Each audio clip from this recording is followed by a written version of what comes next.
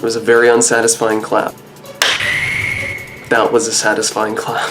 Here we are, the finale of the Sailor Moon Best Girl trilogy. And it only took me 30 years. First we talked about Sailor Jupiter, who actually is Best Girl and, you know, stomp on me. She represents standing up for yourself and those around you and finding strength through your past. And then we talked about Sailor Mercury, who represents a kind of relatable mirror for dealing with things like insecurities and parental divorce. And now, the bimbo. So ominous. Sailor Moon, the one who drank a fresh pot of dumb bitch coffee. And why that's okay.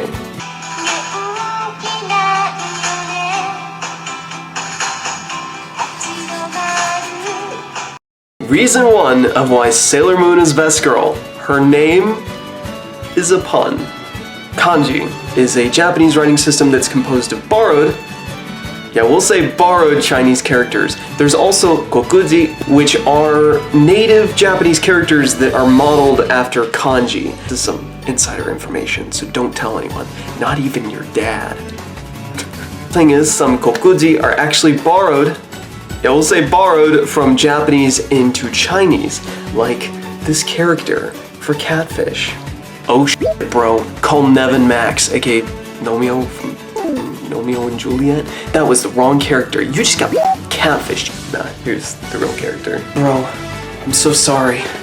You just got bazingaed. All of these characters have meaning inherently, and something that is so cool is that you can use them to give a sort of character development. And this is often used in tandem with having a name that sounds like a different word using different pronunciations. So every kanji has multiple pronunciations, some of which that you'll hear whenever the kanji's alone or whenever it's with another character. Here's an example from My Hero Macadamia, my favorite nut. Bakugan likes to call Izuku Deku. The first kanji of Izuku can be pronounced a couple different ways, and Bakuge chooses the de pronunciation of it. Deku means wooden doll, which is used as an insult to say that somebody's useless. These names are very meticulously put together, and sadly some of the meaning can be lost in translation. An example I've seen that messes some people up is with Spirited Away. Yes, this is a video about Sailor Moon, I promise. Chihiro's name is kind of stripped away from her in the bathhouse and changed to Sen.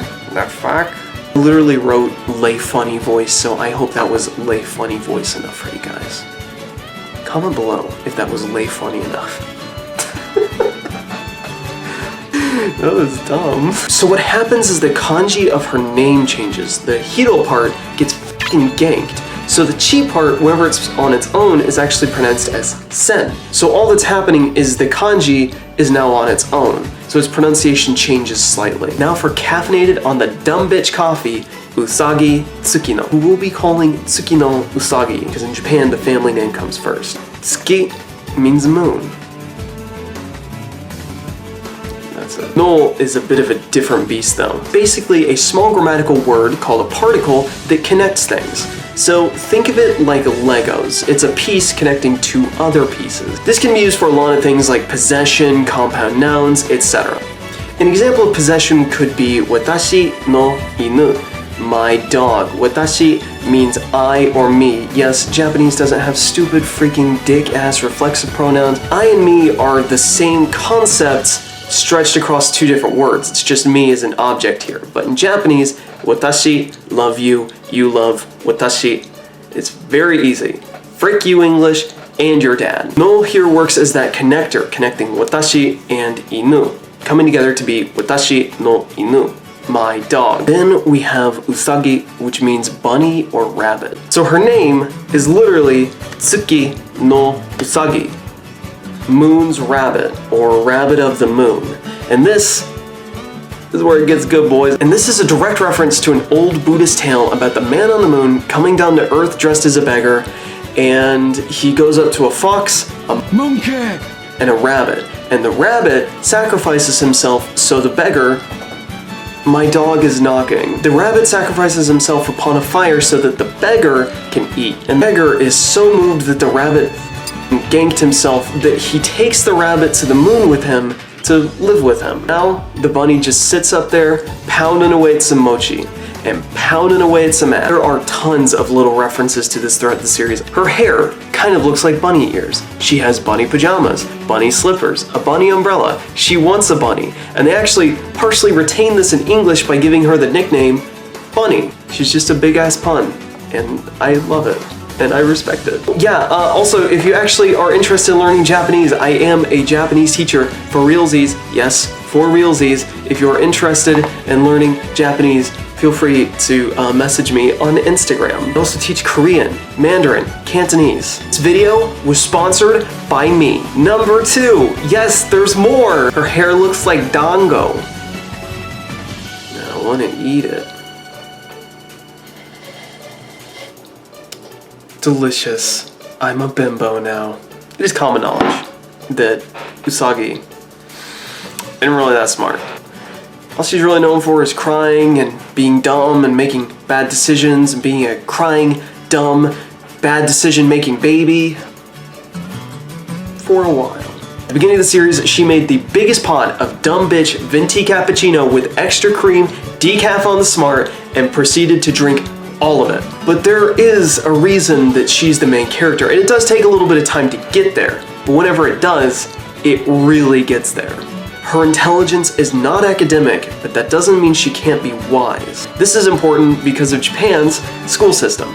Yes, it is rough. It's really rough, and this is actually something that Sailor Moon does quite a bit, is subverting cultural normalities and status quo to kind of talk about people who still struggle in different ways. Mercury, an incredible student, still deals with things like insecurities and parental divorce.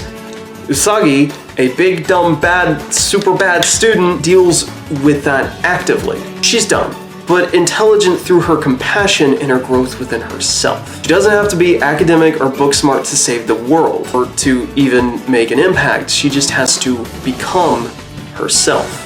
I know Sailor Moon's one of those series that's kind of hard to talk about sometimes, especially as a man. It's seen as weird, weeby, when in reality, I think it's a series about you. It's a series about how you can relate to this growing cast of people who fight big scary monsters. I know I do that, while also dealing with life. Being a bad student, parents getting divorced, getting bullied, these are all things from personal experience people deal with. So it's really nice when you grow up with something that encourages you. You can grow, you can become better. You might be f***ing ass at math, but that doesn't mean that you're f***ing ass at everything else. And even if you're ass right now, it doesn't mean you'll be ass tomorrow. Thanks for watching. I did it!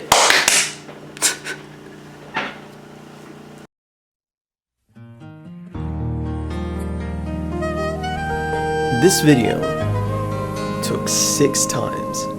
I had to reshoot this video 6 times. I would run into SD card issues, lighting issues, sound issues, and it just took a long time. And in the meantime, I filmed like 4 other videos because I wanted this one to be my big return. And I had to keep delaying it to keep reshooting it, and hopefully it turned out pretty well. I'm pretty happy with the end product, but thank you guys so much for watching, and thank you for being patient. If you guys enjoyed this one, feel free to check out my other Sailor Moon videos. Feel free to check out my newest album. I mean, it came out in December, but it's newer than my other ones, so it counts. But seriously, thank you guys so much for watching. Have a great rest of your day or night. And I got a new microphone. It's just sitting on my desk. I didn't really take the time to set it up right now, but I can do ASMR. Did you feel that one in your spine?